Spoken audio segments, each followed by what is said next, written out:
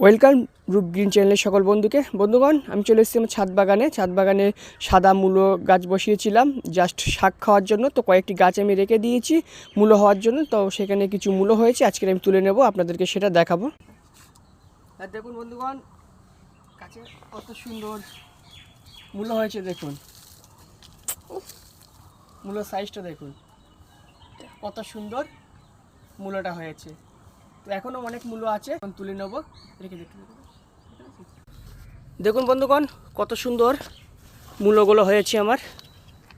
তো আপনারা চাইলে এরকম ছাদ বাগানে আপনারা মূলো সময় মূলো বসাতে পারবেন, তার থেকে খুব সহজেই মূলো পেয়ে যাবেন। আর কীভাবে মূলোর বীজ রোপণ করতে হয়, কীভাবে পরিচর্যা করতে হয়, আমার চ্যানেলে ভিডিও আছে, অবশ্যই আপনারা দেখবেন। আর চ্যানেলে নতুন হলে চ্যানেলটি অবশ্যই সাবস্ক্রাইব করে রাখবেন, পাশে থাকা বেল আইকনটি বাজিয়ে অল নোটিফিকেশন অন করে দিতে ভুলবেন না। ধন্যবাদ।